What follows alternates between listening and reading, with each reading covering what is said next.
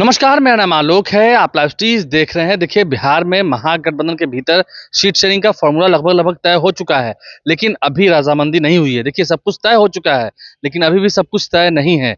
आप विस्तार से समझिएगा, हम आपको समझा रहे हैं। लेफ्ट पार्टीज की अगर हम बात करेंगे, खास करके सीपीआई-एमएल की, तो जो आरजेडी की ओर से, महागठबंधन की ओर से सीटें तय हुई थी, आपको बता दें, लेफ्ट पार्टीज को कुल 35 सीटें दी जा रही थी। पिछली बार 2020 में वह 30 सीटों पर लड़े थे और उनका स्ट्राइक रेट काफी अच्छा रहा था। वहीं कांग्रेस पार्टी की सीटें घटाई गई हैं। जो कांग्रेस पार्टी पिछली बार 17 सीटों पर लड़ी थी, 17 में से महज 19 सीटें ही जीत पाई थी। अब इस बार वो कांग्रेस पार्टी 50 से 55 सीटों के बीच में ही समझौता करेगी, ये बात भी तय है। देखिए, तेजस्वी यादव नेता विपक्ष फिलहाल अपने एक पोल रोड स्थित सरकारी आवास में मौजूद हैं। हम उसी के आवास के बाहर हैं, जहां पर अंदर अभी भी मंथन जारी है, क्योंकि कांग्रेस पार्टी की सीटें हों। खास करके अगर हम वीआईपी पार्टी की बात करें, मुकेश सहनी भी कह रहे हैं बहुत दबाव है, प्रेशर है, बहुत कार्यकर्ताओं का दबाव है। देखिए, मुकेश सहनी शुरू से कहते आए थे कि उन्हें 60 सीटें चाहिए, लेकिन ठीक है, अब सीटों की संख्या तो कम होगी ही, समझौता होना ही है। लेकिन जहां तक बात रही डिप्टी सीएम की बात की, वो अभी भी कह रहे हैं कि मैं डिप्टी सीएम बनूंगा, तो पिछड़ा का बेटा डिप्टी सीएम बनेगा।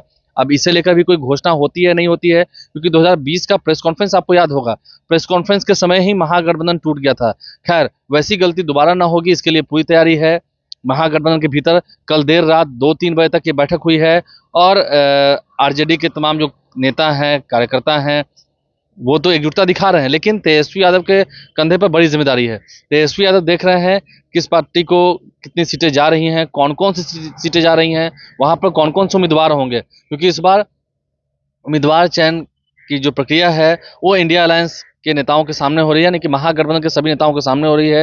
ये बात तय हो रही है। खास करके अगर हम बात करें लेफ्ट पार्टी की और वीआईपी पार्टी की, देखिए, महागठबंधन में आरजेडी, कांग्रेस, वीआईपी और लेफ्ट पार्टी, इसके अलावा राष्ट्रीय लोजपा, पशुपति पारस की पार्टी राष्ट्रीय लोजपा भी उसमें शामिल होगी। जेएमएम पार्टी को भी उसमें ऐड किया जाना है, उन्हें भी 1-2 सीट मिलनी है, ये बात भी तय मानी जा रही है। जेएमएम के तमाम जो नेता हैं वो तेजस्वी यादव से गुपचुप मिल रहे हैं। तो समझ सकते हैं आप, सीट शेयरिंग होनी है, सभी को सम्मानजनक सीटें चाहिए, लेकिन प्रेशर बहुत है। वीआईपी पार्टी का अभी तक हम कह नहीं सकते हैं, क्योंकि देखिए, वीआईपी के कुछ नेताओं से हमारी बात हो रही थी, वो कह रहे थे कि 25 से अधिक सीटें मिलेंगी। अगर 25 से अधिक सीटें वीआईपी पार्टी को मिलेंगी, फिर कांग्रेस पार्टी कैसे 17 से कम सीटों पर समझौता कर लेंगी। तो जहां तक हमारी जानकारी है, 15 से 18 सीट ही वीआईपी पार्टी को जा रही है, कांग्रेस पार्टी को 50 से 55 सीटों के बीच में। तेजस्वी यादव की पार्टी आरजेडी, जो कि सबसे अधिक सीटों पर लड़ेगी, 140 से 145 सीटों के बीच में वो लड़ेंगी।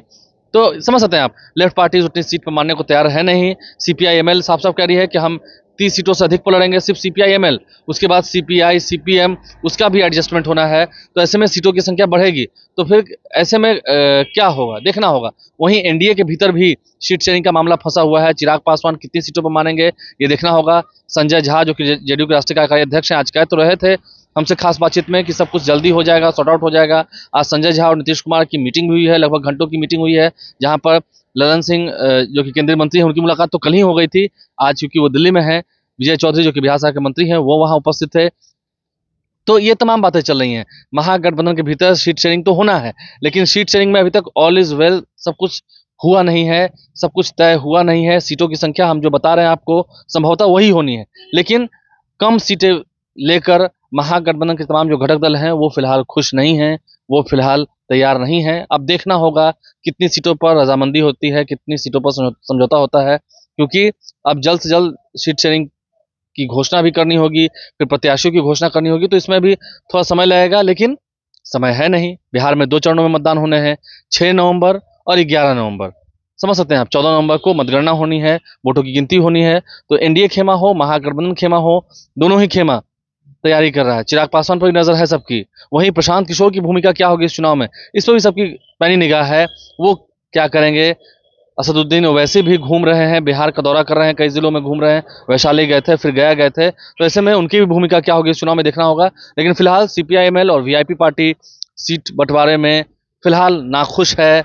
जो पक्की खबर निकल के आ रही है, उन्हें सीट और चाहिए, इसकी बार्गेनिंग चल रही है। हमारे चैनल को सब्सक्राइब कर लें, साथ साथ फेसबुक पेज भी लाइक करें। धन्यवाद।